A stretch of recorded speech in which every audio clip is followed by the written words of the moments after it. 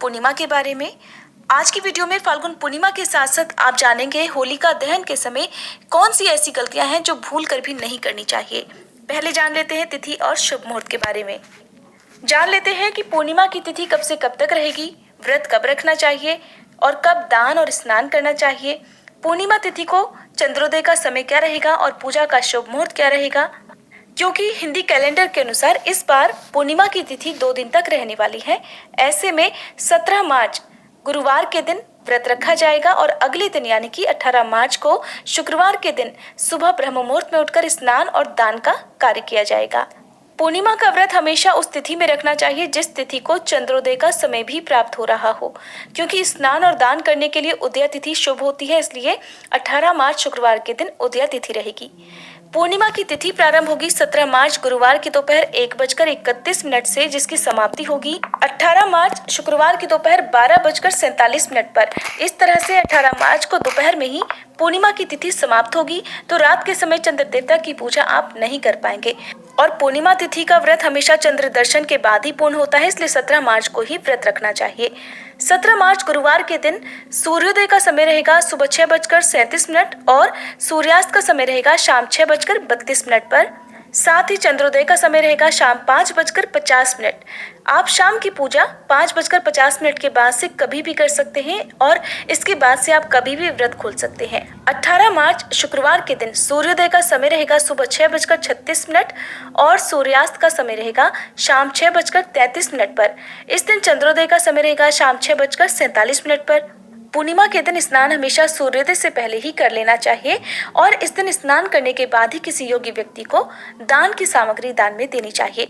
दान देने जैसे शुभ कार्य आप सुबह सूर्योदय के साथ ही 11:14 तक कर सकते हैं, क्योंकि इसके बाद से राहु काल प्रारंभ होगा। राहु काल का समय रहेगा सुबह 11:15 से लेकर 12:15 तक। इस तरह से कहा जाता है कि राहु काल के समय में किया गया दान पुण्यदायी नहीं होता है। इस समय किए गए दान का कोई भी फल प्राप्त नहीं होता है। यदि आप दान करना चाहते हैं तो राहु काल का समय प्रारंभ होने से पहले पहले ही दान की सामग्री दान में दे देनी चाहिए। आइए अब जानते हैं वो कौन कौन सी गलतियां हैं जो भूले से भी होलिका दहन के दिन नहीं करनी चाहिए। होलिका दहन को छोटी होली के नाम से भी जाना जाता है और इसके अगले दिन होली का त्योहार मनाया जाता है। होलिका दहन इस साल 17 मार्च गुरुवार के दिन किया जाएगा और पूजा का और होलिका दहन का शुभ मुहूर्त रहेगा रात 9:20 से लेकर 10:31 तक। ऐसे में इस बार होलिका दहन की पूजा के लिए लगभग 1 घंटे का समय मिलने वाला है। ध्यान रखना है कि होलिका दहन हमेशा शुभ मुहूर्त में ही करना चाहिए। होलिका दहन पूर्णिमा तिथि में और सूर्यास्त के बाद ही किया जाता है, लेकिन अगर इस बीच भद्रा काल हो तो होलिका दहन नहीं किया जाता। भद्रा काल समाप्त होने के बाद ही होलिका दहन किया जाता है, क्योंकि हिंदू शास्त्रों में भद्रा काल को अशुभ माना गया है। ऐसी मान्यता है कि भद्रा काल में किया गया कोई भी कार्य सफल नहीं होता, जिस तरह से राहु काल के समय किए गए दान का कोई फल प्राप्त नहीं होता है। होलिका दहन को बुराई पर अच्छाई की जीत के रूप में मनाया जाता है। माना जाता है कि होलिका दहन की अग्नि को जलते हुए शरीर का प्रतीक माना गया है। ऐसा इसलिए क्योंकि राजा हिरण्यकश्यप की बहन और भक्त प्रहलाद की बुआ होलिका को ये वरदान प्राप्त था कि वह अग्नि में नहीं जल सकती। तब राजा हिरण्यकश्यप ने अपने ही पुत्र प्रहलाद को मरवाने के लिए अपनी बहन होलिका से कहा कि वह प्रहलाद को अपनी गोद में लेकर जलती हुई अग्नि के ऊपर बैठ जाए। होलिका को विश्वास था कि अग्नि उसका कुछ नहीं बिगाड़ सकती, किंतु विष्णु भगवान के आशीर्वाद से भक्त प्रहलाद तो जीवित बच गया और उसी अग्नि में जलकर होलिका भस्म हो गई। तब से मान्यता है कि होलिका दहन किया जाता है, इसलिए होलिका दहन को किसी भी नव विवाहिता को इस अग्नि को नहीं देखना चाहिए। मान्यता है कि इस दिन होलिका दहन देखने से उनके वैवाहिक जीवन में परेशानियां आ सकती हैं।